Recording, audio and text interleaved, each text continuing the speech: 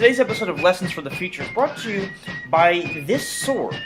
It does something, and if you had it, you'd probably do something with it. If you want it figured out, they're on sale somewhere, I don't know. Thank you so much for joining us today for the next episode of Heroes of History, Lessons for the Future. And today's theme, we're going to talk about being who you are.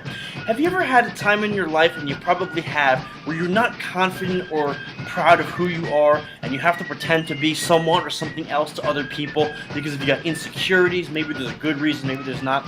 Well, today we're going to bring in another hero of history who had to hide who she was. Yes, today's guest is a woman, Deborah Sampson.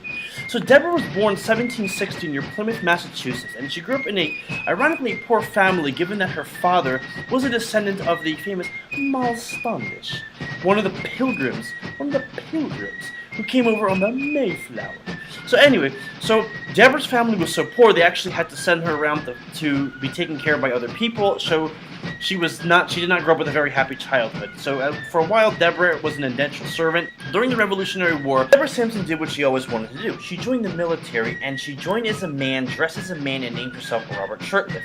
And so when she joined, she did not have a good experience. Deborah was stuck in a tent with 6 sweaty, hairy men, and in those days they did not shower, they did not bathe, so you can imagine what that was like. She also got injured. She got shot in the leg and in the head during combat, during a scenario in Massachusetts.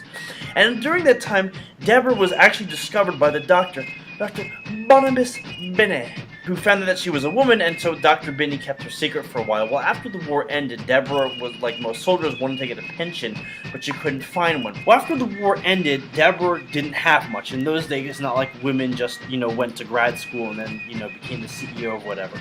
So she was not doing much. She married a man, she became a farmer's wife, but she really wanted to get a pension because at the time the Continental Congress was giving away pensions to soldiers who had fought in the war. It was actually one of the most famous people, Paul Revere. Okay, that's not Paul Revere. Paul Revere wrote a letter to Congress, and she did get her pension. So way to go, Paul. Woo-hoo!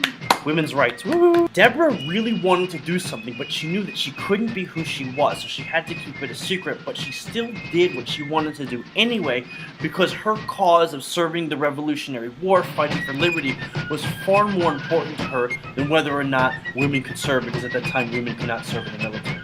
So when you're going about your own life and you are afraid to be who you are, remember, it still beats sleeping in a tent with 6 sweaty men who haven't showered, getting shot in the leg, getting shot in the head, and then not even getting paid for all of that because the government is broke. Actually, the government is still broke, so that might not be a good example. But don't be afraid to be who you are and be proud of it. It's always good when we have that. Alright guys, thanks so much for joining us in this latest episode. Be sure to subscribe below, and please don't forget to check us out on Twitter and on Instagram and on Facebook. And check out our website, Braden'sWorld.com. Thank you so much, and we'll have another episode soon.